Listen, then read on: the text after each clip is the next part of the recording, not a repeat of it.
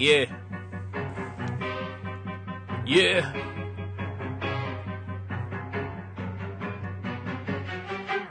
Guess who came back with a large fucking fist to eat the Brooklyn blast furnace? I brought your ugly bitch with me. Your shit is sus. Ain't nobody trying to hear you talk. When Jimmy's on the mic, they take your whack shit and turn it off. It's real life, not them stories that you punks say. He made it out alive, and he's relatively unscathed. So subscribe to the podcast and share the post and tell your stupid friends to do the same. You heard it here from Coast.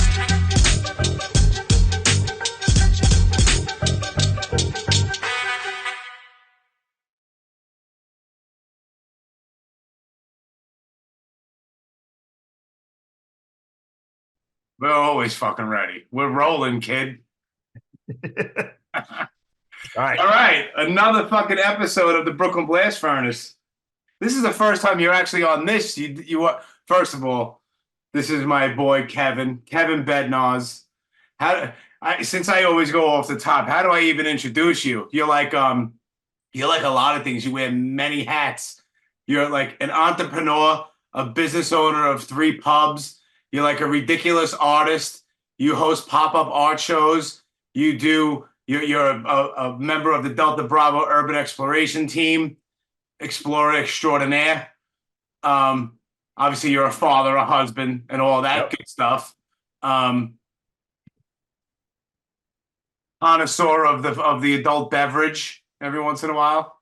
I haven't had a drink in almost 3 days. That's awesome. And last but definitely not least, you are also the godfather of the White Pen Mafia. Yes. You know what? That should be the intro right there. Just that. That's it. I appreciate it, man. No, this will be fun. And what's funny is with this podcast, I don't know shit about metal or the music, which is funny, right? Like I got Bad Brains and maybe some Madball. That's about it. That's about it. But that's all good. You see, that's the beauty of the Brooklyn Blast Furnace is that when I first started this whole thing, 6 years ago or something like that, right. It was all very, very heavily music based, a lot of hardcore metal. And then after a while, I felt like I was having the same conversations with just different people. Right. You know what I'm saying? Yep. So I'm like, and like I go to horror conventions. Well, I used to a lot, but I'm going to start going again. But I used to do all that kind of stuff. And I love horror movies and the whole pop culture thing. And I've even had some guys from the Delta Bravo team on here. I wound up just winding up just doing whatever the hell I wanted to do without a particular, I didn't want to pigeonhole myself. Right. You know what I mean? So it's like, that's what's cool about this. I can have anybody I want, and I only talk to people that either I'm interested in what they're doing, I like them, or both. Right. You know what I mean? But you had a lot of big names that I might not recognize, but you were that whole New York scene. Yeah. Right? Yeah. I've spoken to, I started this whole Zoom thing once fucking the whole pandemic shit wound up hitting, because I was always like, I'm just going to record face-to-face all the time. I'll never do the video thing. I'll never do the phone call thing, because I'd rather have a face-to-face conversation with someone. So once the whole fucking COVID thing happened, I'm like, I still want to do it. So this is like the next best thing. Now, bro, I have pajama pants on. I only want to do it like this. Fuck all the other shit. I used to run around like a maniac after work, fucking meeting at certain places, trying to link up with people. I used to hustle like crazy. But now I'm like, I don't got time, bro. I do have time, but I'm too busy doing other shit. So I just want to have a conversation instead. You know what I mean? Exactly. I'm like getting pissed off because the train is running, and this other person that I'm meeting up with, they have family or whatever, and then we might not, the place where we decide to meet, it might be too crowded and too noisy, and we got to go somewhere. It's way too much of a shit show, bro. We used to have a show called the Ashburn Pub cast with 3 of us, and we used to do it late night at the bar, but I didn't know shit about audio. So I had shitty mics and a bad mixer, and I tried to fix it, and they all sounded terrible for so long. So many of mine were terrible, bro. I would put my little tripod, bro. It was a USB mic? Yeah, 100%. It's just sitting there, and there was one spot. You ever hear of the band Quicksand? Yep. All right, well, Walter Schreifels, he was in Gorilla Biscuits, Quicksand, a million other bands. I meet up with him. We wind up in some place in like Williamsburg at like some juice place. Bro, we're at a table. Every 3 seconds there's a blender going off. There's hipsters everywhere talking. It was such a shit show. But some people like that because it sounds like they're eavesdropping on a conversation like in a diner. Some I do. It depends, right? It depends. We had some that I saved the episodes, and if I play them for you, you would roll laughing, like we had the intro and everything. But the idea was to do it after work at the bar, but it got to be 3 a.m, and then they want to start drinking. But we got some gems. Yeah, I'm sure. I have a whole bunch, bro. I have over, like, it's probably somewhere around 300 total of like 380 episodes. That's dope. Of this, you know what I mean? And then I started doing like the small little one-on-ones. That's how I met Danny. That's how I met Danny Boy. I hit him up. Next thing you know, we're in the back of the Voltage Lounge in Philly. Not even talking about House of Pain or anything like that. We're talking about Tulsa and finding spots and shit. So I felt like I felt like I was overstaying my welcome, but he was so forthcoming with everything. I was like, I know you're playing. Coconosha was playing. So like 10, 15 minutes in and out. I don't want to step on your toes. Right. Just under an hour, we're just going and going and going. And that's how awesome. That all fucking started. I love it. Yeah, man. So a little grind. I love it. Yeah, man. So to be more specific, you just to go through it, and then of course at the end we'll go through it. The Purcellville Pub, the Ashburn Pub, Purcellville EATS. Yes. Now, the first time that me and you actually met face to face was at something that I got to put it in the little fucking suggestion box that you wind up doing again is, bro, we met at the All-Star Comic-Con that you fucking put together, which was dope. So everybody's asking about it, and me and my partner Mike were talking about it. But if we do the name, I think it's going to be different. I think it would be more like a Delta Bravo Con or whatever, because 10 years ago, 20 years ago, when I was into still always been into comics my whole life, right? And pop culture like you have. Yeah. But when we started the comic shop in 2015 and started doing the con, honestly, that culture was different then. People were more into, it was Walking Dead or classic comics, whatever. Now, I hate to say it, over the last 4 years, and I think a lot of the politics and COVID had a lot to do with it, but that culture has gotten, so far over here that I want to have an event that everybody feels comfortable. I don't want to have a safe space. I don't want to have to have this person represented. I don't want to have a certain panel or someone's going to get angry. And unfortunately, to be completely honest, it's different. The convention game for pop culture is different. So I like specific ones. Matter of fact, I'm actually working with a guy who is an actor who's putting together the Miami Vice 40th anniversary down in Miami in September. He's got Sandra Santiago, Michael Talbot. He's got Michael Madsen. He's getting, if you're a Vice fan at all, Jim Zabina was the guy who did all the shooting stuff. He's in one of the episodes. So he's getting there, and his partner was a guy who's a Miami-Dade cop who was on the camera crew. So you'll love this. I'm going to do the poster. So he sent me something out of his collection. This is an original, not a eBay knockoff script. No shit. And this is for the No Exit episode, which was Bruce Willis's first TV, big starring role in TV. Bruce Willis was a guest star on Vice. So needless to say, this guy's one of us. I love it. So that's in September. So I know that Miami Vice is your shit right there. It's a jam. I know it's your jam. But I like that specific con, right? Because All-Star, I think it's changed a little bit, and it's good or bad or whatever. But as we get older, so we're going to figure out a way to maybe make it a little more, things that we might like. Maybe it's going to be more sneaker or graffiti, pop culture, but it'll come back. Awesome. Yeah, but you know me, bro. Whatever it is, I'll be there. I'm down. I'm down. Just let me know the Blvd's banging to work and get a fucking hotel, man. Yes, but I have to say, because I've mentioned your name on the New Breed podcast that I recently did with my friends Tim and Jay, because we were talking about this whole book thing that I'm doing and what I've been up to. Because I killed the Blast Furnace for almost 2 years. So we're kind of playing catch up. But I've mentioned your name a couple of times because whenever someone asks me about doing this whole Delta Bravo team exploration stuff, one of the first things that always pops in my head is, well, let me back up. You were the one that A, told me about it, and B, gave me a name to drop in order to get onto the fucking Branch Davidian compound.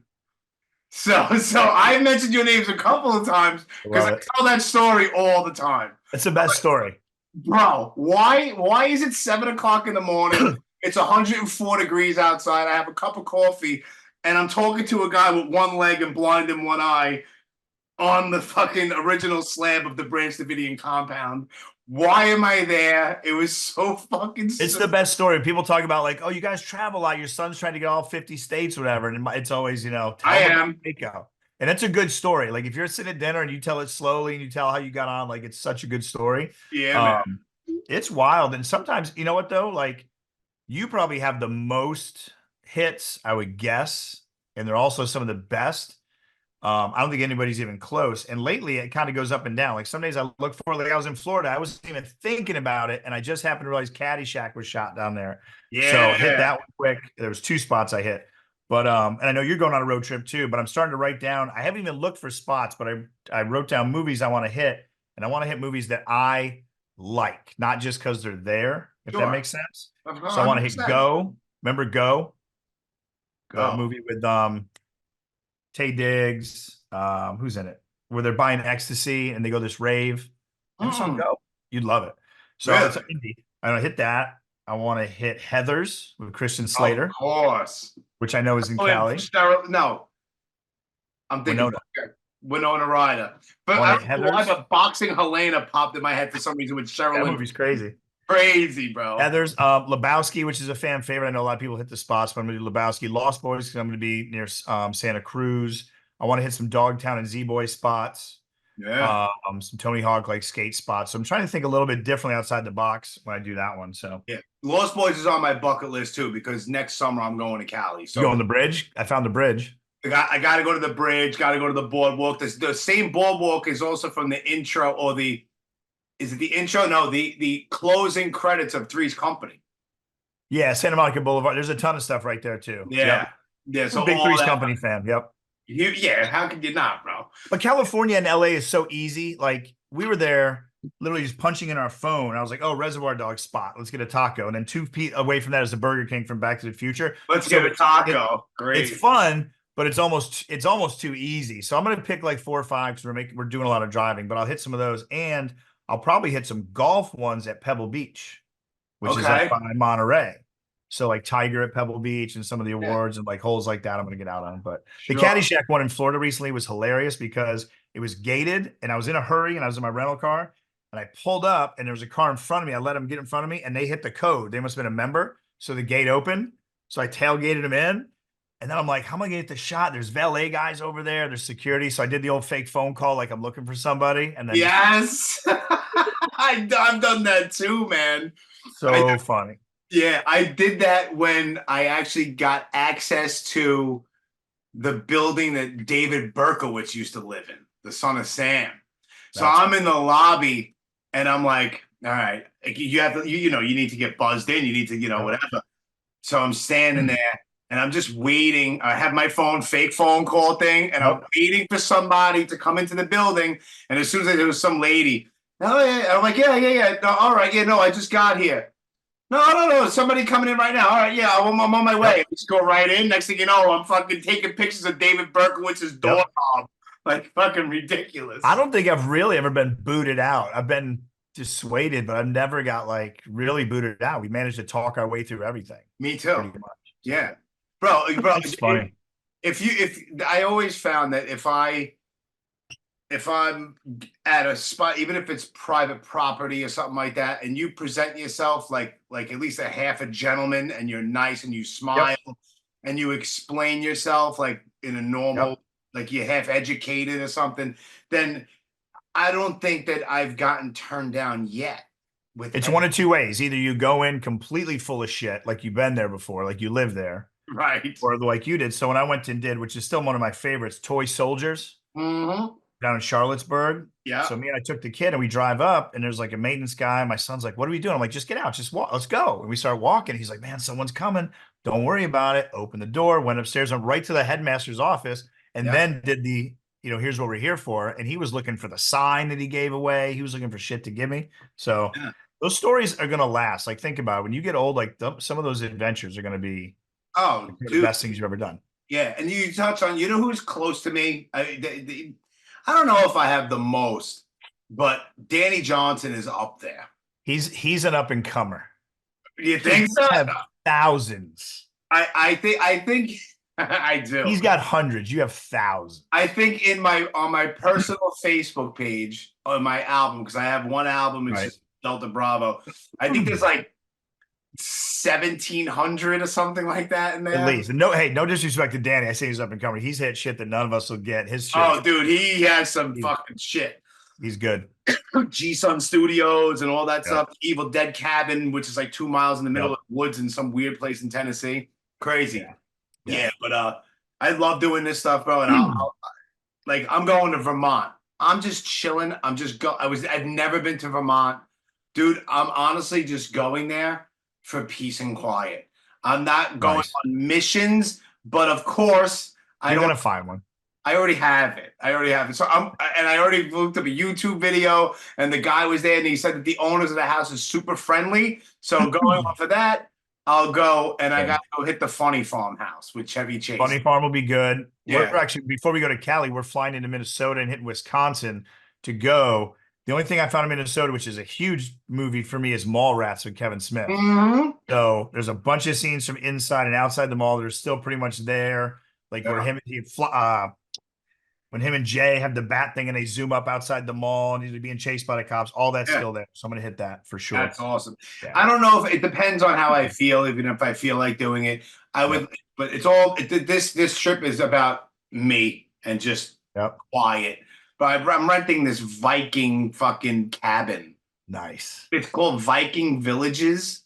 It's like this weird place. It's like 6 cabins and it's dope. And there's like some event space chalet thing, whatever. It's like in southern Vermont, and it's just quiet. And that's all. I love it up there. You're gonna love it. You're gonna love it. I just want to go there.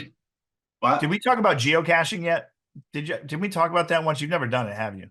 I never did, but you did wind up we did have the conversation, but it wasn't on a podcast or anything. And I started to like look into it, and then I'm like, I need to stop because I have so much already going on with shit that I'm trying to do and complete and work on.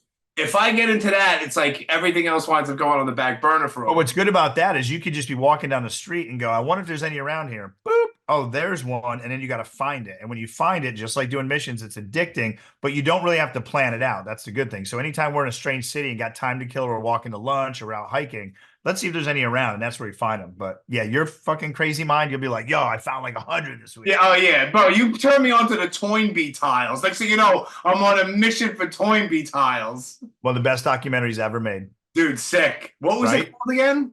I can't remember, but if you Google like Toynbee doc, it comes up. But yeah. It's sick. It's really sick. So is the book done or what? That's what we got to find out. Are you almost done? The book, yeah. I am more than 3/4 of the way finished.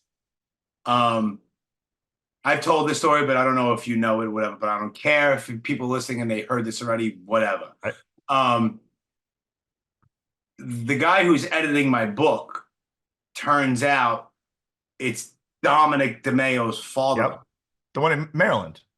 Yes. Oh yeah. So we had this conversation at Grind. Yeah. So I know it's gonna be chopped down and edited like crazy, but he told me just keep writing and don't worry about how long it is, whatever. Just go. So I always say it, but I have no business having the memory that I have. Like it doesn't even make sense, bro. Like it doesn't. It makes no sense how I remember things, vivid detail. I don't even understand. But right now, I think I'm 617 pages in. 617, I think 617, 616, something like that. So you'll probably have what, 800 by the time you're done to give to I'm gonna say somewhere about close to between 750 and 800, because right now in the book, me and she was my girlfriend at the time, my ex-wife, the daughter of the mother of my daughter, We are leaving North Carolina because we lived in North Carolina for about 8 months. We're leaving there to move back to Brooklyn. And she's a Jersey girl. This is the first time that she ever moved back to Brooklyn, to ever lived in Brooklyn. And my daughter is about to be born in about 6 months. Okay. And then, so she's born September 2009. I'm killing the book for all intents and purposes, the end of 2014. Wow. So I'm close, bro. I already wrote a little bit about my grandparents, my parents, from when my sister was born, and me, all the way from, I was born in 75. Now I'm all the way up in 2009. I wrote a lot, bro. That's a lot. It's a fucking lot. Yeah. So I know a lot of it's going to, I don't know exactly what's going to get chopped out, what's going to stay. He just told me to spill everything, and I spilled everything. Except there's names that are changed. They have to be. Some of them are the real names. Some of them are not. Even if he chops it up, though, keep that original manuscript too, just for you. Oh yeah. You know. Yeah, 100%. Just to write it. Yeah. It's like if I print it out, it's like an inch thick. It's ridiculous, bro. It's like coming from a guy that like used to have my sister do his book reports. You know what I mean? I'm not an author, dude. But then he even said, like, he gave me a lot of compliments. He was like, "You never did anything like this?" I was like, "No." He's like, I'll tell you. And this guy has worked with Stephen King. He's worked with Dean Koontz. He's worked with big guys who have many, many, many books out. And he even told me, he's like, I won't mention any names, but I know authors that have several books out, and they'll give me like their initial manuscript for something new. And he's like, I'll tell you something, for somebody that's never done this before, your first rough draft is better than these people. I'm like, really? He's like, yeah, I shit you not. I'm like, that's kind of fucking cool, but it's also very strange to hear that, man. Probably, though, when they get writing and have an idea, they just go, right? They just because they know later on someone will fix it.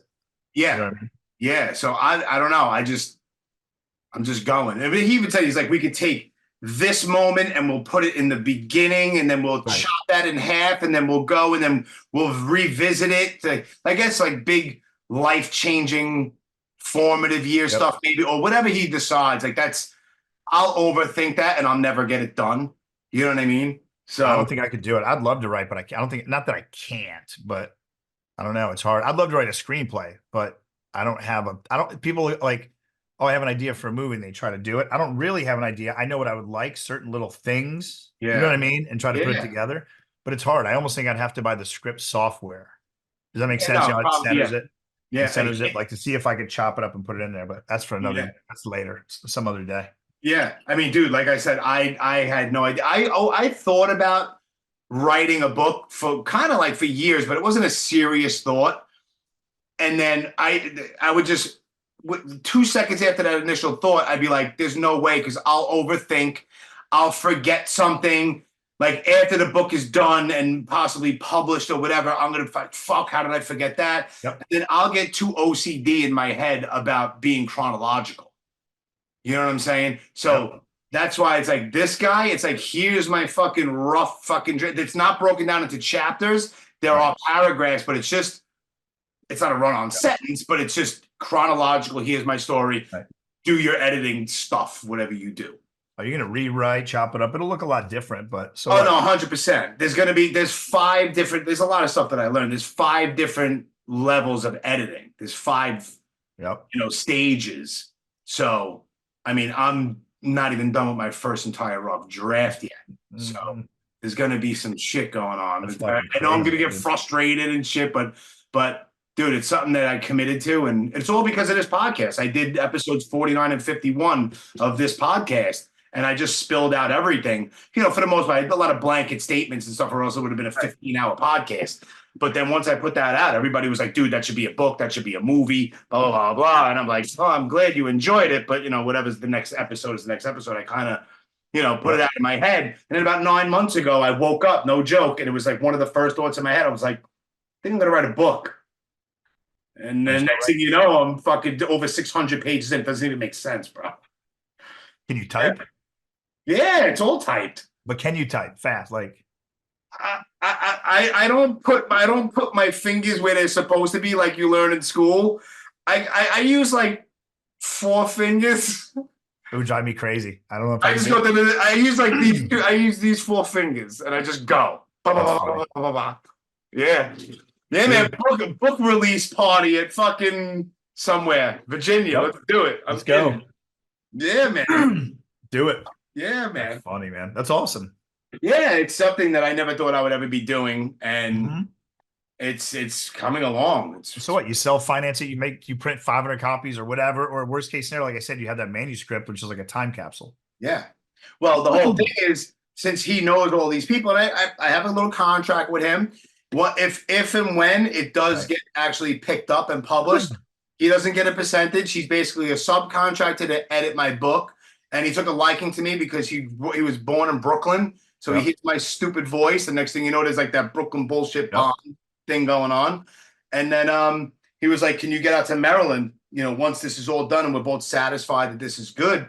I was like, yeah, just give me a couple of days and I'll be there. He's like, well, what we'll do is I'll shop your book for you because he knows everybody. Right. Like, we'll go to the big publishers and then we'll go to the independents. He's like, but, you know, it's a memoir. It might, you know, it's a little wishy-washy. I guess he knows the climate of the books or whatever.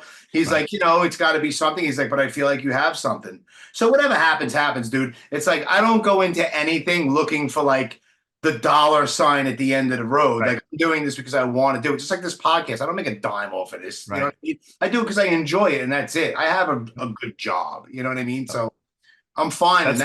That's where the magic happens when you do it that way. You know what I mean? And that's hard. Like, even when I start thinking about what I'm doing for the show or art, unfortunately, part of me is like, well, what do people want or what's different? Not like, what are they going to buy? But a little bit of that because you have to. Part of it. You know what I mean? But do it in my way. So yeah, it's crazy. So Jen just picked up, there's a lot of artists doing like purses, like Coach purses or regular purses, and doing designs on them. So I might do a little bit of something with that.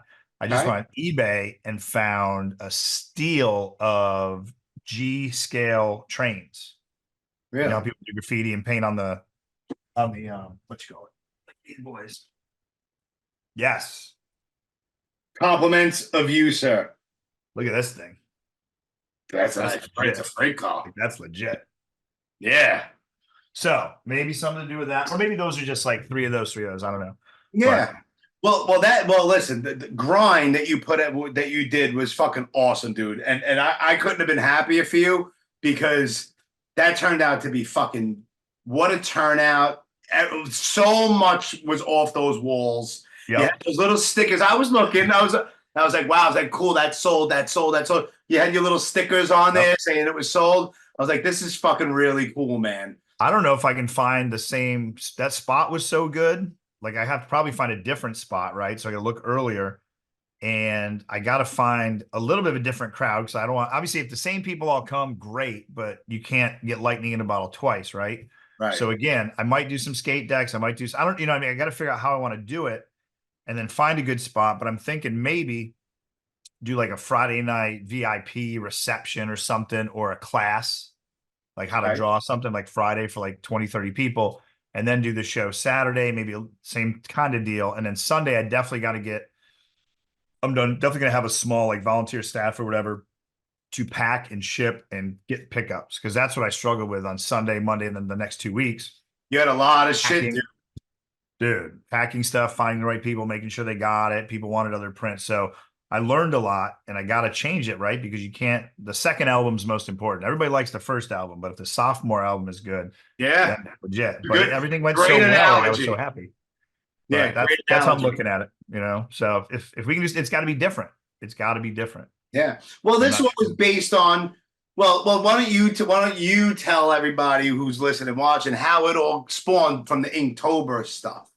So shit, it's probably been almost 10 years. There's a guy on Instagram, Jake Parker, that started doing a thing called Inktober, where he would put out a prompt of like 31 words for October, like style, love, happiness, whatever. And he encouraged artists to just do a sketch of that word every day and post it to just make your skills better, right? But you had to do every day. So I took it a step further, and I'd put my list out. And I love horror and pop culture and Halloween because it's Halloween time, right? So I got to do crazy shit.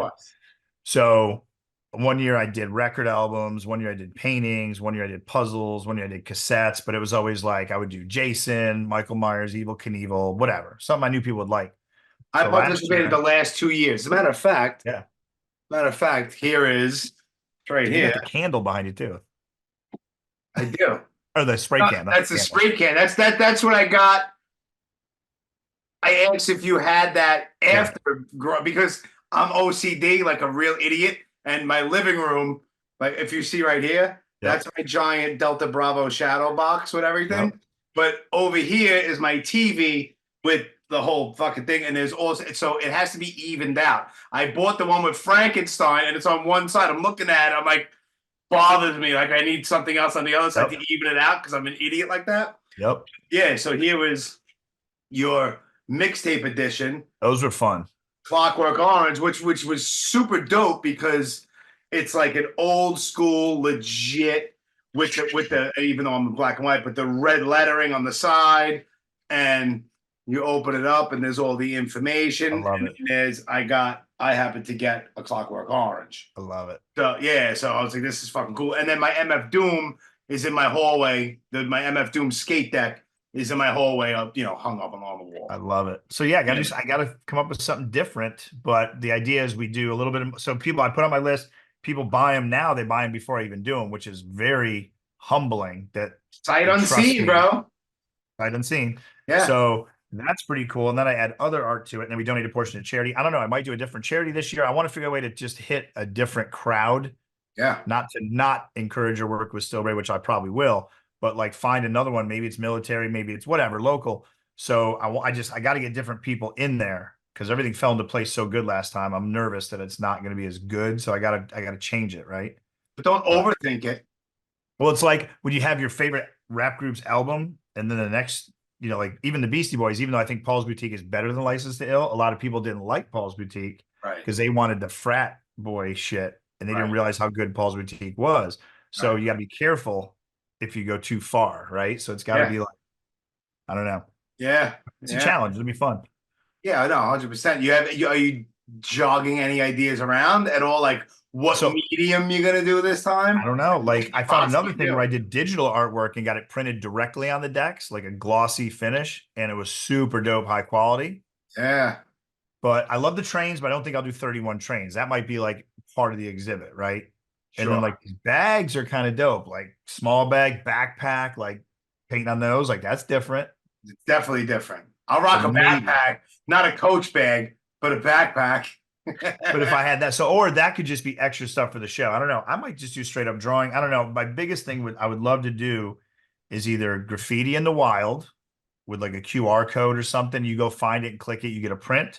Or I actually do real art and put in some sort of sealed suitcase and go bury that motherfucker and do like Banksy's scavenger hunt.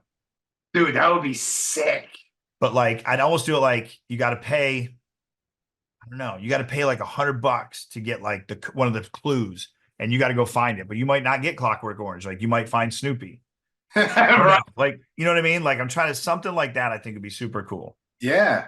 But that's only for people interactive. Local. It's definitely different. It's not like, and what I thought was awesome about Grind, and I didn't even think it was going to be like, it wasn't stuffy. It was just cool. You had DJ Riggs there, for the turntables. You had food and drinks, and like it was super chill. It was like everybody was just cool. It didn't feel like, it's a pop-up art show. But then some people who don't know what it is that you do or what we're into, they might think, oh, it's an art show. It's going to be some pretentious. Right. It's just so not like that. I was almost thinking too, it could almost be the next step into like All-Star, making like a convention if I wanted to. I was almost thinking about having a couple exhibitors, maybe. I don't know. I do have a friend of mine. I should tag you. He collects 80s and 90s pop culture stuff, and he's been building old Mongoose and BMX bikes, finding the frames. Sick. Dude, he made me a Hulkster, a Hulkamania red and yellow bike, which I think I posted, which is hanging up at Eats. He's got like 10 bikes. He's a Stranger Things, a Jaws, an original Mongoose, whatever. And he just likes them. So I was like, why don't you come display them at Grind? Like imagine 10 bikes with little plaques. Awesome. Just for a photo op, just to have that texture in the crowd. So I'm going to add some stuff to it for sure. Yeah, that's what I always wanted. I always wanted one of those fucking blue Mongooses from like 1982 with the blue mags. I always wanted one. I never had one. Now you can find one. They're like thousands of dollars. You can find it at thousands. So he's fixing them up and doing it. He's a maniac. He's got an old classic like floor heavy TV and like 500 VHS tapes that he buys at flea markets, and he sits and watches VHS 80s movies like with his family, like the kids and stuff. Awesome. With the tracking all fucked up, you know what I mean? That's you had to adjust the tracking on the VCR. Yep. Sick. So something like that. I was going to do VHS tapes maybe. So I don't know. I'll come up with something cool, but Yeah, I'm going to stay. I'm sure you will. You're super creative when it comes to thinking of crazy stuff. Is that the one behind you, the one that says boom? That's still there. Did that one did not sell? That didn't sell. Holy shit. The 2 jackets, but I put a high price on the MCA jacket because I didn't want to sell it. I know, you told me about that. Yeah. There was a couple of things that you said that you put like a ridiculous price on because you didn't want to sell it, and it fucking sold anyway. Yep. Yeah, a couple did. And then the other jacket with the Punisher, like that, I still have. And the military one, the 9/11, like the guy on his knee. Yeah. So what I think I'm gonna do with that is make prints of it on like metallic paper, like dope prints, because I know those will sell, right? Like, you know, and that's the other thing I learned too is my buddy Kurt, who does all my graphic stuff. When we made the prints of the skate decks, I was so happy how many of those people picked up for $20, $30, $40. So you have I had stuff from $10. I grabbed one too. I grabbed a shining one of Jack Nicholson. So maybe I do postcards this year, or something like a keepsake for a good amount, because those added up towards the charity as well. Yeah. And as well as the big stuff. So I learned a lot, man, about pricing and placement and all that. Yeah. Yeah, it was super cool. So we'll see. It was spaced out. Everything was so clean. Even like your logo for everything was just, it just worked. It was fucking awesome. So I guess you went all into like art and drawing as a little kid.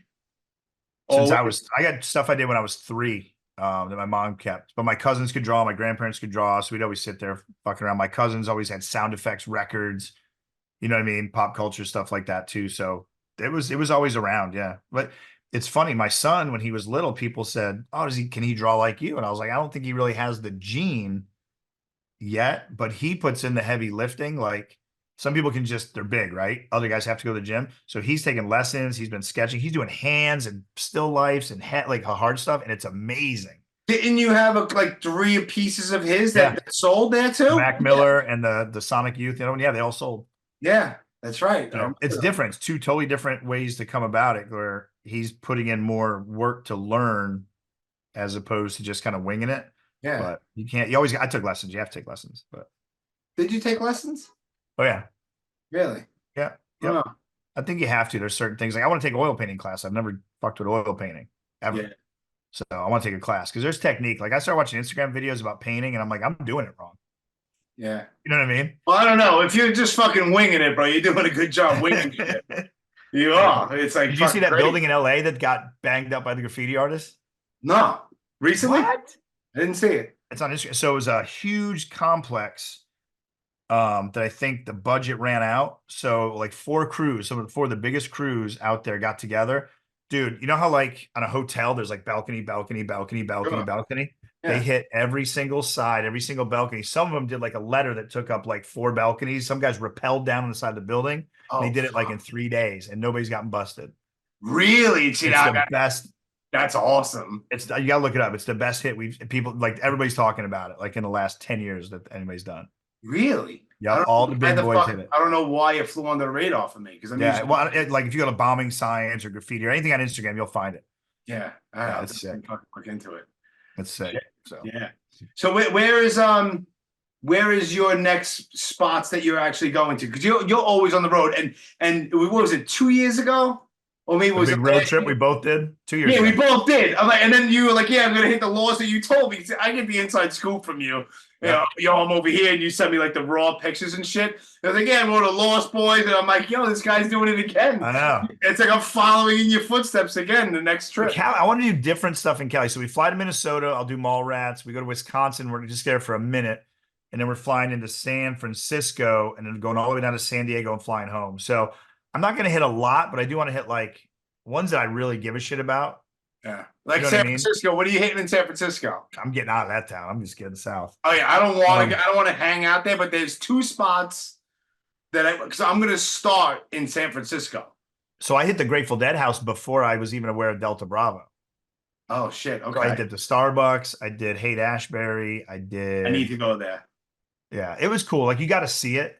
But even this is 15 years ago. Even then, I wasn't that impressed with San Fran like I thought I would be, to be honest. Yeah. It was cool, but like Monterey's dope, Pebble Beach, Santa Cruz, San Luis Obispo is awesome. You can hit spots from Sideways with Paul Giamatti. Really? There's a bunch of spots on that from that movie. Okay. Malibu's. There's just so many, right? Because have you been to Where? LA? Have you been to LA? I've technically yes, but no.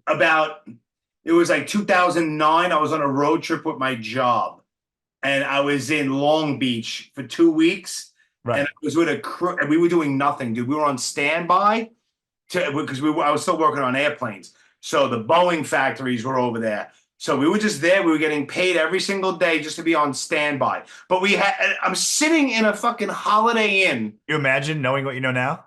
Oh my God. But after like 4 days, I told him, because we had to rent a car that was on the job, like the job paid for everything, the company. So I'm like, yo, fuck all of you guys. Give me the fucking car keys. And there was no smartphones yet or anything like that. I just took off. I followed signs. Next thing you know, I'm walking around I walked past the whiskey, but there was no Delta Bravo. You know what I mean? I took a couple of pictures with my little flip phone camera at the time, but that was like the only time I was ever in California, dude. I stayed at the Safari Inn from True Romance before in 2007. Dude. You know what I mean? So I got a picture there, and the picture has the little date on it from the digital cameras, on the bottom. Mm-hmm. But so I always think I went to the Magic Castle where they film movies too, which is like a magician's club. You have dinner. So we did that. But like in LA, last time I went with my boy Mike, you can literally just Uber 2 blocks, get four missions, Uber 2. Like there's too many. So I'm going to pick and choose because we want to enjoy it. It's his first time on the coast, but the other one is when I'm in Santa Barbara. Drew Brophy, who's a surf artist I talk about all the time, who does the markers, the Posca stuff. So his gallery's there, and I messaged him and his wife. So I'm hoping they're there. Like if I can meet him and check out his gallery, that's going to be a highlight for me and the kids. So that'd be a good one.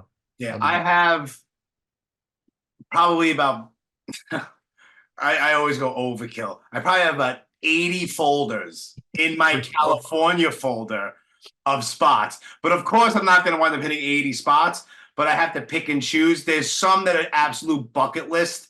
Some of them are super easy, but I got to do. Like, I'm starting in San Francisco. I got to go to Alcatraz. I have to. I've always wanted to go to Alcatraz. Of course, Escape from Alcatraz and The Rock and stuff like that. There's also, I don't remember the actual number, but it's on Cole Street, C-O-L-E. It was like a townhouse, and Charles Manson used to live there. So I go there. And then there's actually, I found it's so random and such a weird thing to do, but I have to because I'm stupid.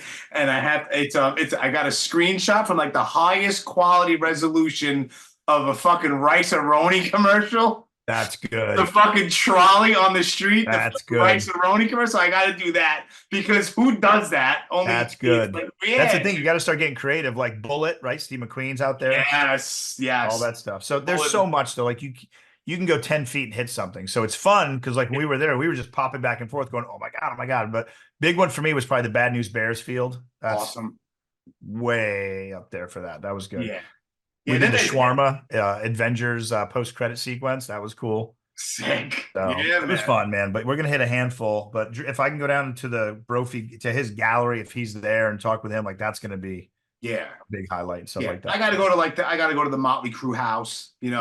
That was hit a long time ago by Danny Boy, like in the very, very beginning. But there's certain things I have. But you can hit Fast Times. And another one I want to hit is the Wildlife. Remember that movie with Chris Penn? It was almost like the sequel to Fast Times with Eric Stoltz. I seen it, but it was 100 years ago, dude. One of my favorite movies. So that's some stuff out there. No one's hit, but the problem is going to be hard to find because no one's got a movie location on it at all. American History X hitting super crazy. The Curb? You hit the Curb? Yeah, fuck yeah. I'm like, I know where the Vineyard House is. Absolutely. The basketball court, the whole thing. I know all of that. And it's the same high school as Grease.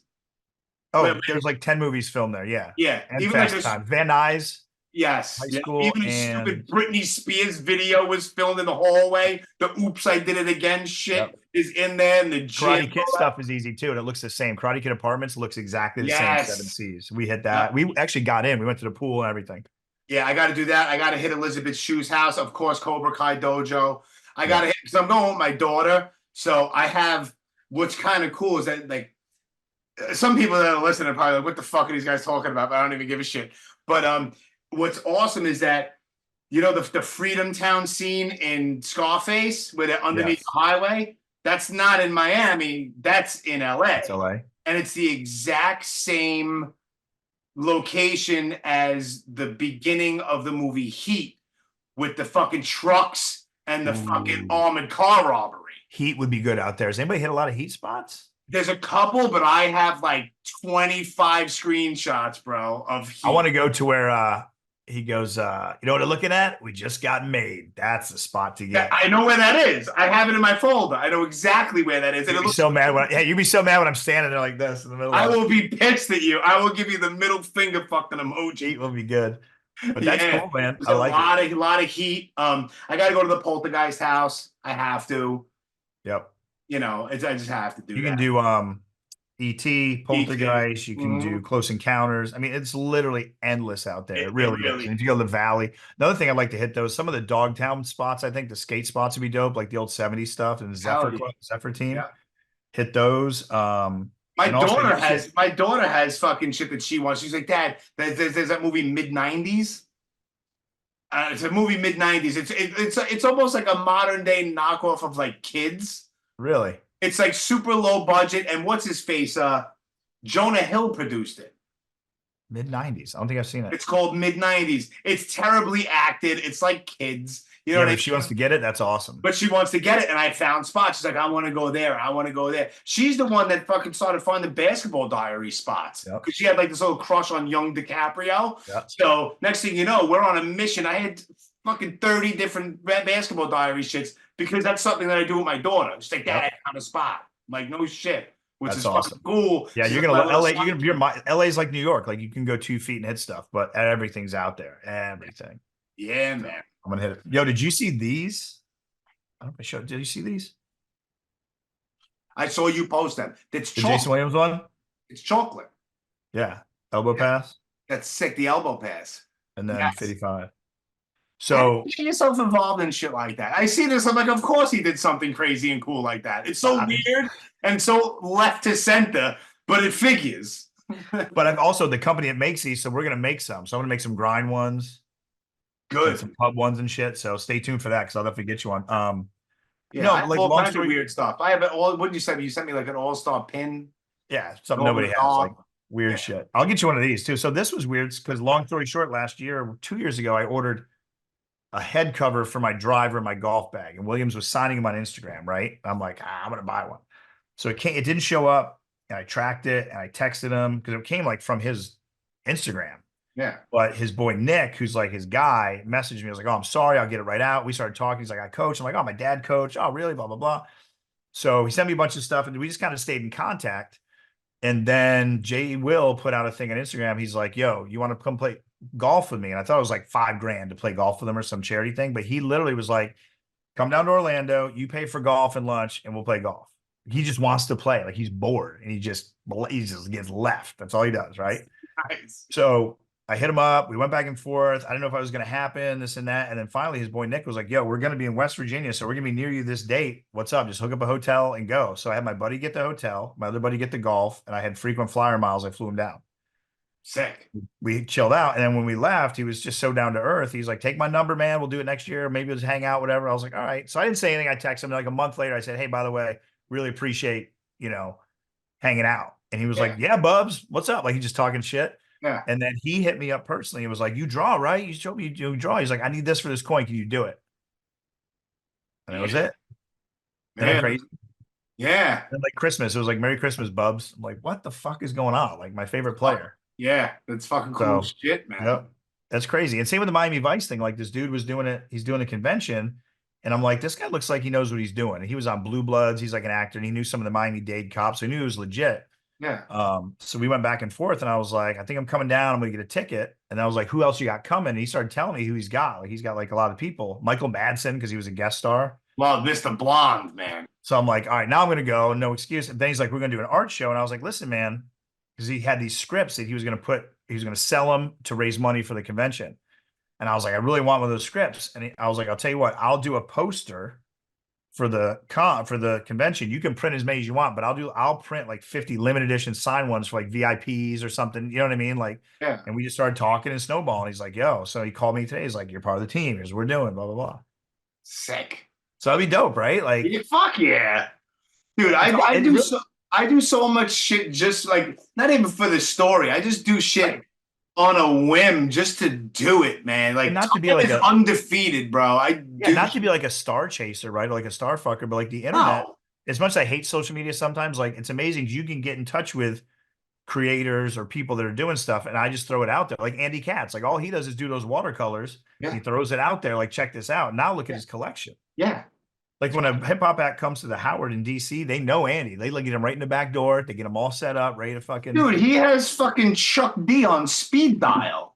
He does. He's spoken to him in my presence. Yep. It's like kind of fucking cool. You know what I mean? It's crazy. It's awesome how shit works out like that. Like as you were talking, it just popped in my head. Like I'm into all this horror nonsense and shit. So I was on a horror kick doing a whole bunch of people from Friday the 13th shit on this podcast.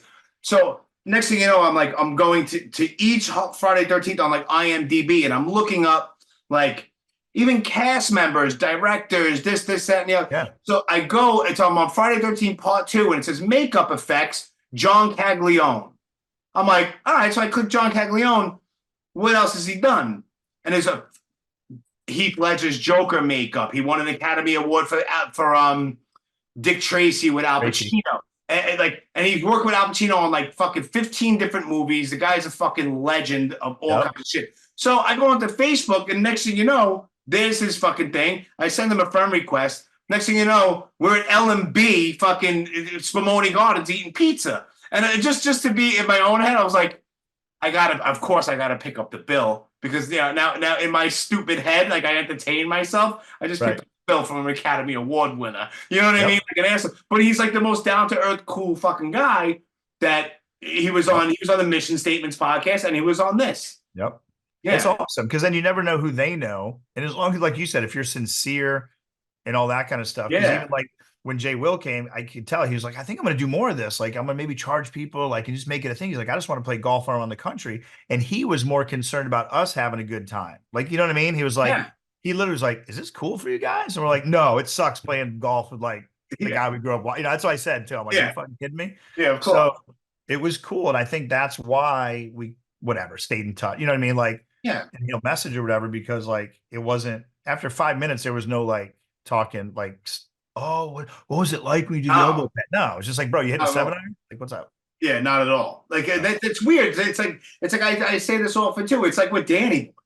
It's like, he's not Danny Boy from House of Pain anymore. He's just Danny. You know what I mean? He's just a regular guy. And I don't look at him like a celebrity or anything. Like, it's Danny. No, and he's sincere as hell too. Like, when we went to Tulsa, it was awesome. Yeah. Yeah. 100%. Me too. Yep. It was like, you know, when I got there, I was like, yo, man, I just got to the fucking Greaser hideout. And he pulled around in his truck with his 2-bit fucking license plate. I'm like, of course it says 2-bit. And he didn't even get out and like say what's up. He just like rolled out his window. He's like, yo, jump on in. You want to go hit some spots? Yeah, let's go. Flying around Tulsa. And I'm just like, this is fucking cool. Yeah, he's loving it. He found his spot. I think he's in love now too. I see. He's got a new girl. Yeah.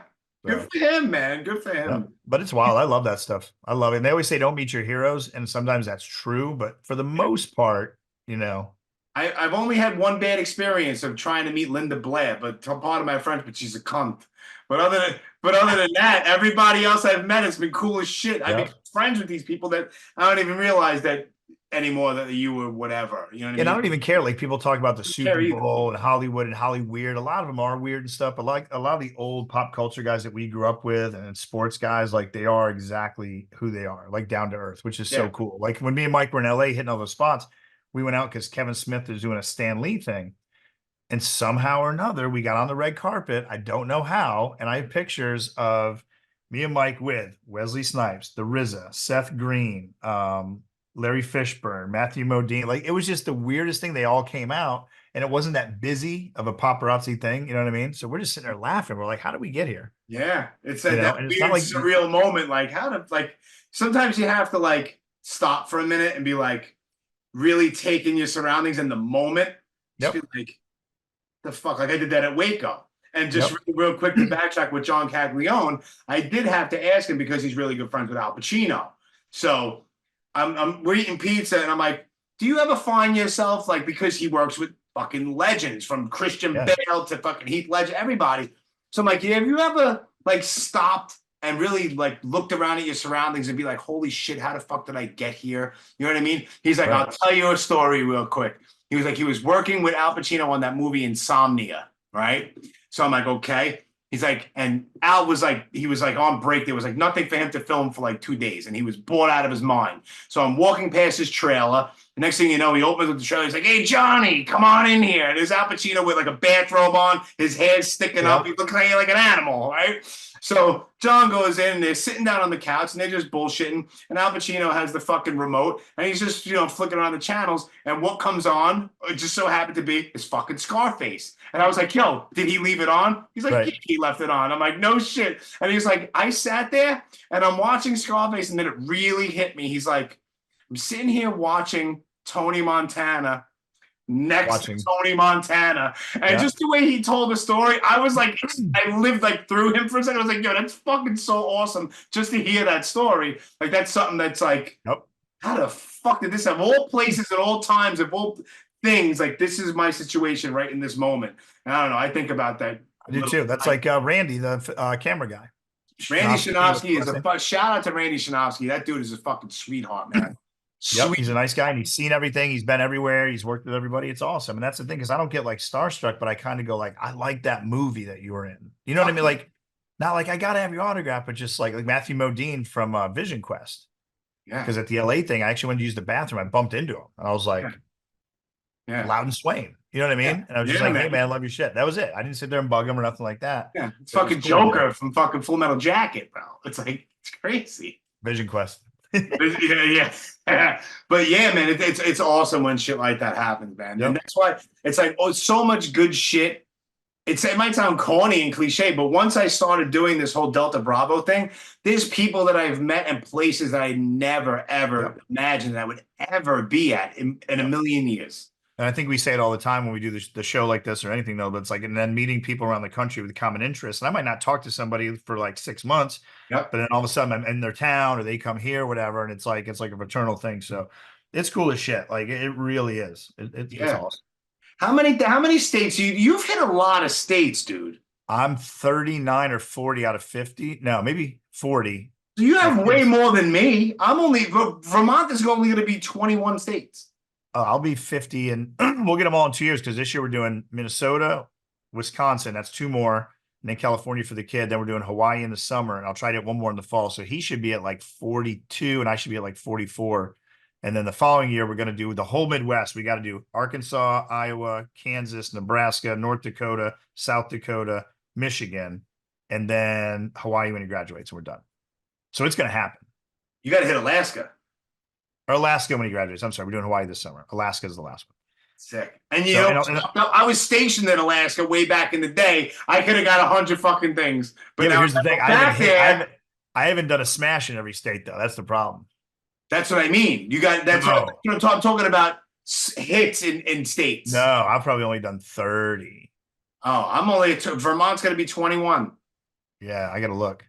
And then next year is going to be California. What I want to do, time permitting, is going to be what I have in my insane head is California down to Arizona into New Mexico. I'm going to go back up, pop a little bit through Texas, and then go back to Tulsa. And then depending on my time, if I could drive back, I'll drive back a different route than I did 2 years ago and hit, maybe Michigan, maybe go a little more north and hit more.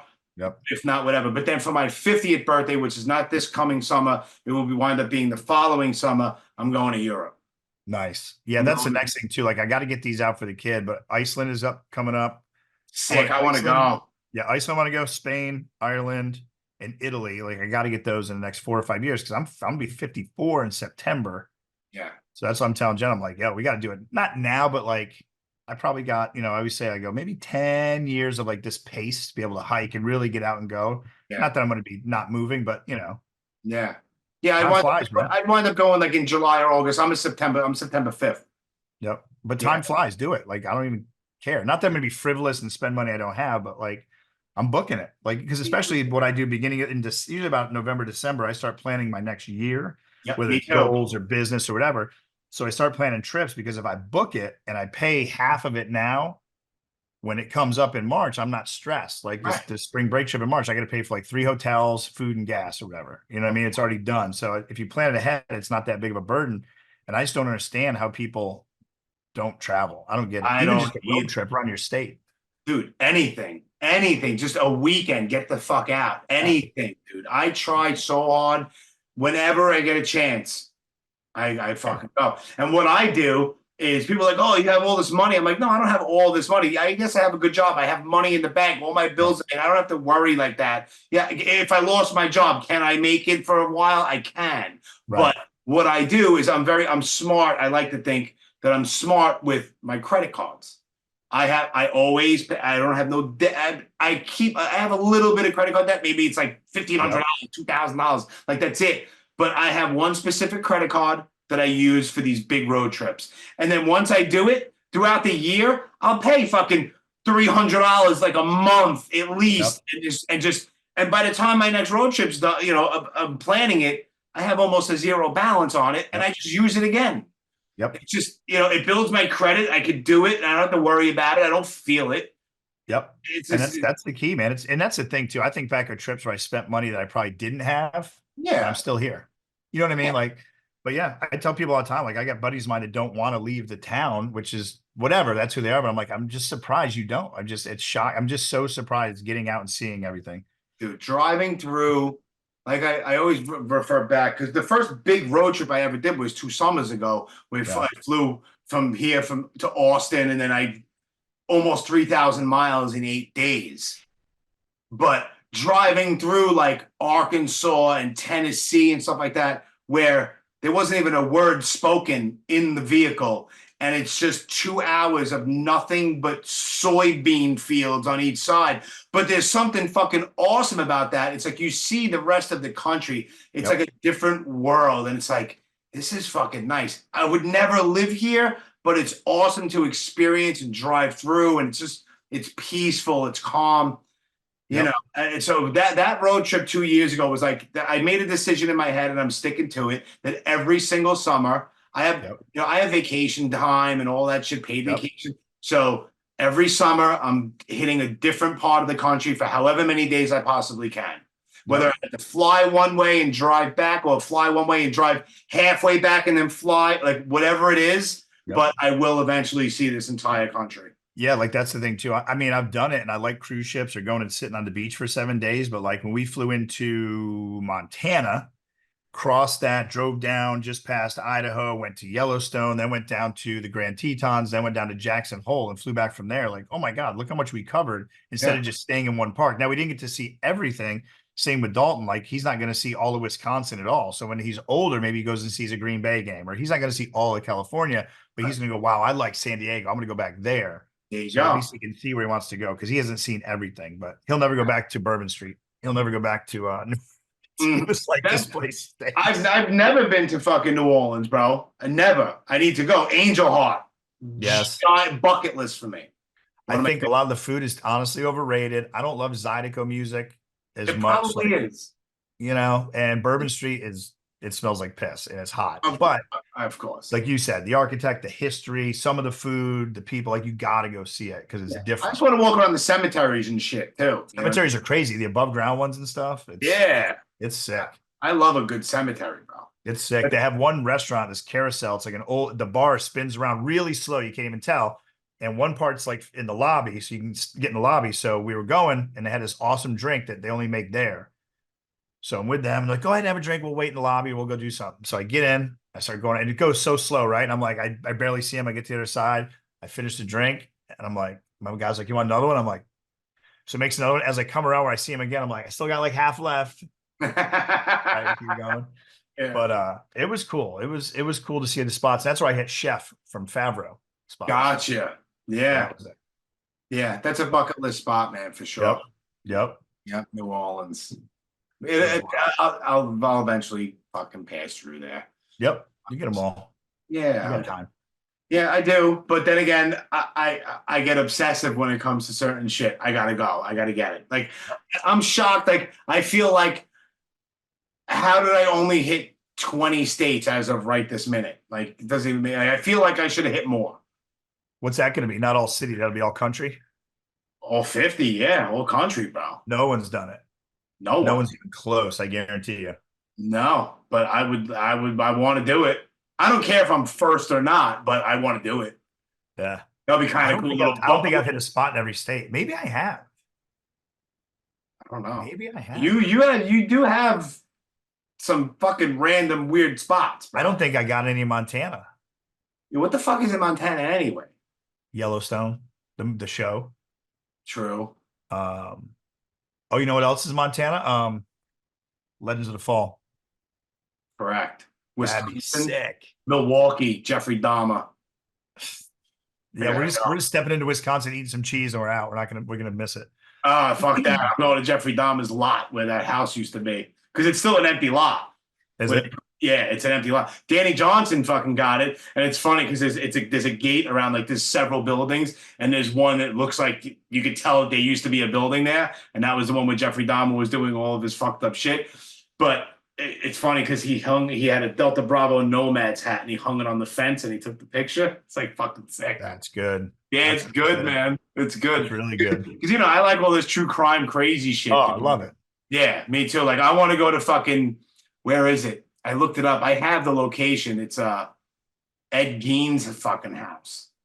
That's a good one. Ed Gein. But the house isn't there, but the lot is still there. And his grave, it's fucked up because somebody took his tombstone. Because it's like his sister, his mother, an empty one, and his father. And really? Someone jacked fucking Ed Gein's tombstone. Well, you got the DC sniper, the 2 spots, but I was gonna because I was like, well, I could go hit them all because they're all right here. Yeah, like I could go hit every single spot and put it on a map, whatever. That'd be a good one. I did that with the whole David Berkowitz Son of Sam thing. And what's crazy, he was the 44 caliber killer, and it was 44 fucking spots that I wound up getting. That's creepy. Fucking creepy, right? I was like, that's weird. That's good. Matter of fact, it might be after this episode drops, maybe 1 or 2 after yours drops, I'm going to be recording what his name is, Carl Denaro, and he was shot in the head and survived. Really? Yeah, he has a book out called The Son of Sam and Me. Bro, it's fucking bad shit. You know what else? It just made me think too. When I'm out in California, I should definitely hit a Zodiac spot or 2. Bro, all that. I'm going to the 4 on the Floor murders on Wonderland Avenue. Gotta do that. I gotta do Spawn Ranch. Yep. There's so much you can do. Yeah, all day. Did you read the Manson book, Chaos? Most of it, but I started writing my shit and I stopped reading. Bro, that's just crazy. How they let him out and test him for LSD. Like, he was a project. Bro, I know. Bro, there's a lot of things that we go into fucking, like, Dealey Plaza. The whole JFK thing, bro. Started. I know. We could go down. This could be 4 hours long. But that shit was crazy, too, because I was there not long after you. Yep. And we're cracking pieces of the fence. Bro, behind this wall, right here, behind this wall in my living room, on the wall, is a 22-inch custom-made shadow box. And I'm an idiot. I get a custom engraved fucking metal plaque on it. And it's tacked in there. It's a 22-inch piece of the original fence from the Gracie Knoll where they whacked the president. Crazy. I love it. Man. I love it. Yeah, my house is like a museum. It's nuts. Yep. I get it. I know you do. Yeah, there I'm bro. People are like, oh, you collect rocks and gravel, blah, blah. And now here I am. I'm in like Terminus from The Walking Dead. I'm picking up stuff for you. Like, yes.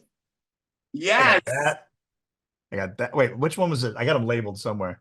You do. There's Terminus. There's, I don't know, bro. Oh, the glass was from Terminus, wasn't it? Yes, I got you a piece of the broken window. And then the tile or the. Was that one of them? Was maybe from the Halloween gas station? Yeah, one was Terminus, and one was another Walking Dead one. I got a tag somewhere for it. Yeah, I have everything labeled, or else I get all fucked up. I have like 24 mason jars with like cemetery dirt and shit, all different people. Elvis grave dirt. People like, you took grave. Yeah, I was like, well, it's not really great because he's at Graceland, but I took like pebbles and stuff. I pretended like I was tying my shoe, and I grabbed like pebbles from like right up against his fucking thing. I love that. The kid collects rocks. The kid collects rocks and gravel and fucking shrapnel. I have a fucking piece of twisted, burnt up sheet metal that guaranteed was a part of the original Branch Davidian compound. That's good. Bro. You know what? Let me dig into the deep state files. I might have something from Waco to send you. The best one still is that you got the book from Charles Pace signed, right? His do. manifesto. Yeah, dude. Chuck, bro, it's bro, there's so many typos. It's not spaced right. It's so fun. Yep. And then it's talking about like the lizard people, and then like Trump's in the center, and then he's got merchandise and coffee mugs, and then like aliens. It's unbelievable. So bad shit. It's awesome. Bro, he would have held me hostage there talking to me because he had no idea that I did a podcast or anything because I didn't say any of that. I just wanted to talk. And once, bro, like I said, it was like a horror movie. He comes wheeling in through the side door of the church. He's like, hey, how you doing? I'm like, how are you? I shake his hand. He's like, do you have like a radio show or a podcast? I'm like, yeah, but I'm not here to do anything. He said, oh, because I'll talk to you. So I guarantee you, somehow or another, I can get in touch with that guy. I'll talk to that guy for 3 hours on here. Just listen to his rambling. The rants were unbelievable. And we left my poor wife there by herself. And his wife came up smoking a cigarette. Thought she was going to shoot us. And the couple that we actually, or brother and sister, we bumped into who were there at the same time. The guy was like, we got to run. Like, it was bananas. Yeah. Why am I at the Mount Carmel Center right now? It was so funny. And I was like, I'm going in. Yeah, we have to come this far not to go in. But all of a sudden, he came out in a cloud of dust, like, bro, it's so nuts. Well, that was me too, because they would close on Sundays and Mondays, and the gate was open a little bit. I'm like, and you know the sign, it's like, we are not responsible. That's why we had to go around. Yeah. So, but what I did, I climbed up on top of the wall. Yes. And I was like, hello, I'm yelling across the whole thing like an idiot. And I look at her, I'm like, my big Brooklyn mouth is going to come into play right now. I don't know if it's going to be good or bad, but I love that you had to drop a name that I gave you and wait. I'm like, yeah, a friend of mine was here like 2-3 months ago, and can I speak to a Charles Pace? I was like, I don't have any contact information, but I heard like he's like the guy. He was like, yeah, I'll be back in a few minutes. Let me go talk to him and his wife. I'll see if he can come on the property. Here he comes, coming down the long ass fucking dirt road. I'm just like, yeah, this is nuts. I don't know what the fuck is gonna happen. Isn't it strange how close that is to like the town? I thought it was way further out. Yeah. I mean, it's out there, but it's not. It's out there, but not as far. It's pretty out there though. But it was just like we were only, I think, we were 10 minutes from In-N-Out Burger and 15 minutes from Magnolia, like from the TV show, the HGTV thing we were gonna hit. You know what I mean? I was like, yeah, fucking crazy shit, man. So weird. Fuck. Yeah. All right. Well, didn't you just come back from like somewhere? Florida. Yeah, I was gonna say you came back from Florida. Yeah, we did a golf trip down there. That's when I hit the Bushwood thing. So that was a quick pop. All right. But that's all the trips we got this year. But I think the Miami Vice thing in September is going to be dope. So I'll keep everybody posted on that. That'll be dope. Yeah, that's awesome. That's the next thing. And obviously we're always in touch, so I'll find out what you're doing with grind and this and that. I'll leave you, I'll give you updates on the book, plus I'll post it. Book's done, it's submitted, and now it's a waiting game. And probably then you go on the book release tour. Oh, can you imagine? That would be so fucking surreal. It'd be awesome, but it would be very strange. Stranger things, I guess, have happened. You know what, too, though? Like, not just to sell it, but you could definitely get like quotes from Danny or people you had on the show or the musicians and stuff like that, like about the book. That'd be pretty cool too to put in there. Yeah. You know what I mean? Just for like little legitimacy, right? If people pick it up and don't know what's going on and be like, whoa. Yeah, 100%. Like, I'm trying to think of who would write the foreword. I don't know. I still have a name for the book, but I need a subtitle. Yep. Like Life and Times of Jimmy the Jerk Off. You know what I mean? Right. Something along, whatever. Yep. So that I'm kind of wishy-washy about. That's a tough one. But yeah, man. So I'm more than three quarters of the way done. So I'm going to say the beginning of April, because the next like year, maybe 8 months to a year is relatively easy to write about because there's really not too much chaos. Right. But then I start drinking again soon in the book. And then it gets really dark, like really dark. It's not going to be easy to write about, but I got to do it. You know what I mean? What, 2008, 9? It's probably the end of 2009, probably the early 2010 into. That's when it starts getting a little rough, but they're not really bad. but then mid 2011, and then after my mother died, August of 2011, it just goes way off the fucking rails. Yeah. Until October 1st, 2014. And That's the sobriety. That's a day. Yeah. But over the last 17 years, I'm sober for 14 of them. You know what I mean? So, but I just I went off the rails. And then, so October 1st, 2014 was the last time I ever had any kind of alcohol or anything like that, or any kind of a drug. But, so there's going to be that, and then there's going to be a little bit after that. So I'm going to say a little bit into 2015 is basically when the book really ends. Yep. And I'm going to do like an epilogue of updates of me now and key players, not everybody, obviously, but a lot of the people in the book that who's dead, who's still alive, who I'm still friends with, you know, kind of a. It'd be interesting too, because you'd be like, since then, I've done this many, like, if I don't know how you can explain it, but this many smashes and joined Delta Bravo. I've recorded 500 podcasts. I've interviewed these 5 people I've met. I've traveled. Like, that's kind of cool. And you could do that in 2 paragraphs. Oh yeah. 100%. You know what I mean? Yeah. Yeah. Some people won't be mentioned at all, you know, because, you know, why, you know? Yeah. That'll be dope, dude. Good for you. So 10 years this October. 10 years October. The longest I've ever gone before I ever first picked up a beer. You know, it's funny. I was thinking that today. So we were down golfing, and I was like, Jen did a New Year's thing. She's doing 75 hard. You ever listen to Andy Frisella podcast? Oh. So I like it because I always like, hey, this month I'm going to do 100 push-ups a day. And then the next month I'm going to do whatever, you know what I mean? Like, I'm going to cut out this food or whatever. Like, I like little changes, not going crazy. Yeah. So it's 75 days straight, where what she's doing is you got to do 2 workouts a day, 45 minutes each. One has to be outside, and they have to be 3 hours apart. You got to drink a gallon of water. You got to take a photo. You can't drink. You got to follow any kind of meal plan you want. Anything basic. You could do keto, or you can just say, I'm not eating sugar, whatever. Right. Gallon of water, and you got to read 10 pages of nonfiction. So are you doing any of this? So what I did at 75 hard, I joke, I go, I'm doing 75 medium. Oh, and if you miss any of those, you start over. Right. So it's more about time management and discipline. So what I said is so I'm going on 2 golf trips, whatever, and it's kind of a crutch, but I'm like, I'll probably drink and I'm going to do 2 workouts, but my second workout might not be 45 minutes and I can do it whenever I want just because I'm kind of busy. But again, I'm learning that's just an excuse. So what we do is we get up every morning, go walk for 45 minutes, hit like 3 miles, rain, snow, doesn't matter, dark out, right? And we do the gallon of water, which is not that hard, except we piss all day, which is hilarious. But how good is that? Think about it. If the average person just walked 3 miles a day and drank a gallon of water, the changes would be a lot. So we're eating clean. And then I was down golfing. We partied pretty good, nothing crazy. But Saturday at 5 o'clock, I had my last drink, and I usually drink 1 a day. I mean, I'm telling you, I drink 1 or 2 a day. And I sat here and I go, it's been almost 3 days. I don't remember last time I went 2 days without a drink. Right. That's a little crazy, 2 days. So I'm like, we're going to a concert on Sunday. So I was like, I'm going to go till Saturday. I'm going to put 6 days in, see how I feel, clean it up. I'll probably drink at the concert. Then I might do like a 30-day or a 10-day. I just throw these weird numbers out just to make sure I can. Sure. Right. But I don't get like that. Like, it's not that big of a deal, and I just get more done. So it's been good for me, but she's killing it. She's down like 10 pounds, blah, blah, blah. So nice. Good shit. But I always like stuff when I write my goals. Like, I'll be like, the first 90 days, I'm going to not do this, or I'm not going to do that, and just create these habits. But if I went completely extreme of like, I'm going to work out, I'm going to do this keto thing, I'm just like, you can't do it. You can't do it. It's way too much. There's no way. So instead, I'll say, you know what? Another thing, I was like, you know what? Maybe I'll take like this month I won't drink, and next month I can if I want to. And then this month I won't, or whatever. Because I see people that have to.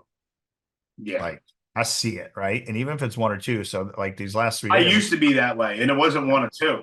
It's constant. Yeah, I don't go gonzo, and I don't wake up in the morning and I don't do shots and I don't drink beers. I'll have like 2 bourbons, 3 bourbons, 4, like at night. When you go into one of the pubs that you own, like, do you like, it's like, all right, I go into the Purcellville Pub, I want to drink. Is that a normal thing? Yeah.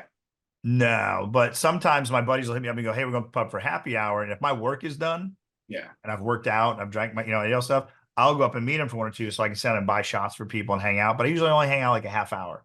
Right. You know what I mean? I don't want to, be there, whatever. So now usually when I walk in, it's all business. And I seeing some of these fucking professional fucking boozers. It makes me go like, I can't do that. That's why I'm like, I'm not doing shots. I'm not doing tequila. I'm not doing car bombs. Yeah. Yeah. Oh, God. Yeah. People are like, how do you not drink? I'm like, well, why don't you drink anymore? It's like, I went pro and I retired early. You know what? That's, yeah. I went pro. There was no amateur hour going on here. I was having this conversation with my friend James yesterday. He was like, fuck Super Bowl parties, blah, blah, amateur hour. He's like, I can't, and we was talking about that. He's like, these people aren't seasoned like we and you are. Right. I'm like, yeah, I can't do that shit. No. And it's going on. Nah, and I can go back and forth. Like this 2 days might turn into 5 days, might turn into 30 days, might turn into forever. You know what I mean? Like that, whatever. So, yeah. But I was like, I got to make sure I can. Yeah. Right. Like, plus, but I see motherfuckers putting down. Oh yeah, dude. Yeah. I mean, every day. Yeah, me too. Like one of my friends that I work with, he always loves this fucking story. It was the summer before I got sober.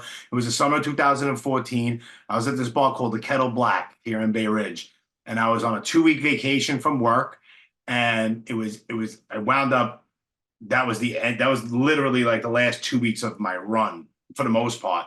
Right. And I would go there. I would have my debit card. I would go there when they opened at noon. And I would be there until 4 o'clock in the morning. 3 different bartender shifts. 3 different bartenders shifts. And I'm That's there. not even fun anymore. Bro, it was bad, bro. It was bad. And then like after like the 3rd day, like the second bartender, because that next thing you know, I'm friendly with all the bartenders. Right. He took my fucking, he took my card. He looked at me. I was like, yeah, just cash me out, because you're leaving for the day, whatever. Just cash me out and then just run my car again. He's like, who are you? He's like, what's happening here? I was like, I don't know.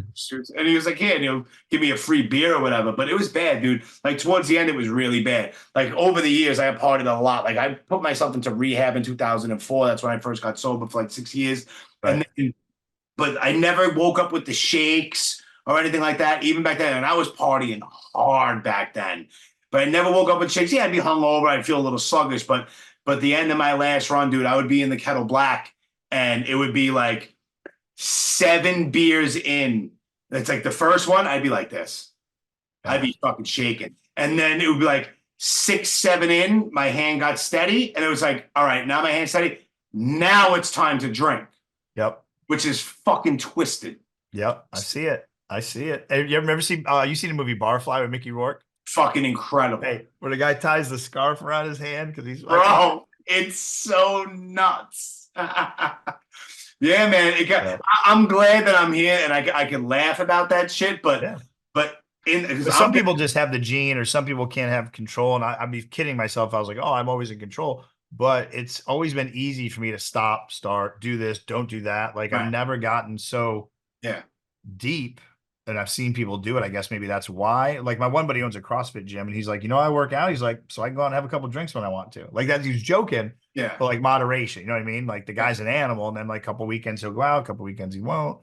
So it's I wish I could do that. You know how many times I wish, like, even if I went into a local bar to like to watch the Super Bowl or something, have 3 or 4 beers and just go home and go to work. Like, but no, I know that the animal in me. Yep. Oh, it's like a potato chip. You can't just do one. And next thing you know, it'll be 2 months from now. I won't have a job. I won't give a fuck. I'll be hammered. And then next thing you know, I'm going to be like, what the fuck did I do? Yeah. And, but now, like where I wound up the end of my last run, honestly, I thought that I would be dead.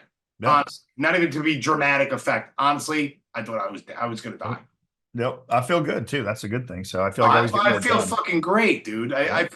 I'm 48 years old. I feel like I'm 18. I fucking act like a 12-year-old half the time. And I'm good. I'm responsible what I need to be. I dress like an action figure. I do. Yeah, that too. Yeah. It's ridiculous. I collect horror movie toys and rocks. Yep. Like a child. But it's all good. Yeah, man. I love it. Yeah. So, dude, like, throw out your stuff, your businesses and blah, blah, blah. And then I'll let you go because you're probably tired. I'm old. I go to bed at like 9 o'clock. I know. You said I'll pop on now and I'll go to bed early, but we're rambling for an hour and a half. Ashburn Pub, Purcellville Pub, both in Virginia with Purcellville EATS. And then kevinbednarz.com right now is the grind page, which just has a placeholder. But that's where I'm going to start. I'm going to start blogging. I'm going to start putting stuff up for the art show. I'm going to do a big lead in this year because I want to make sure it's a little different. So that's what I just told Jenna after coming back from Florida. I was like, it's time for a little bit more. I don't want to say a simple life, but like bouncing all around and doing all this stuff and doing so many things. Like, I'm like, what's super important? Health, family, the business, obviously, but then like golf, art, like the things I want to do and make time for those things. So that's like this whole year. Like, I want to play a ton of golf, travel, and then just get ready for the art show in the fall. Like, I don't want to get distracted from those things. You know what I mean? Because you always write down those goals. And then halfway through, you're like, oh, fuck, I forgot about that. So I'm trying to simplify a little bit. But yeah, the art show will be coming up. That's going to be everything I'm talking about for sure. And that's probably going to be in November again or October. Awesome. So, yeah, man. Yeah, man. Well, here it's I'm terrible with it, but what's the Generation Records sponsors the Brooklyn Blast Furnace. You can follow them on Instagram at Generation Records. They're located at 210 Thompson Street here in the West Village. The only thing I ever ask anybody is, and I always reiterate it, the Brooklyn Blast Furnace Instagram page was hacked over 2 years ago. I do not have any access to it. I can't even, there's no phone number to call Instagram. Right. You know what I mean? So I created an Instagram for the book, which is relatively unscathed. And in there is where you can find the podcast shit. So follow that on Instagram. There's still the Brooklyn Blast Furnace group is on Facebook. There's also the book group is on Facebook, relatively unscathed.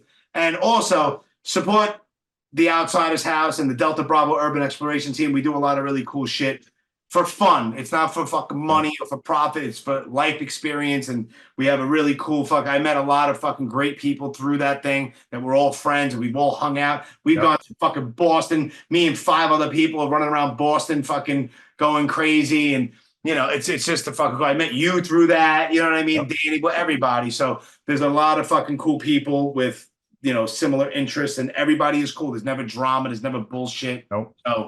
So it's a good thing. It's all positive. Everything is all good over here.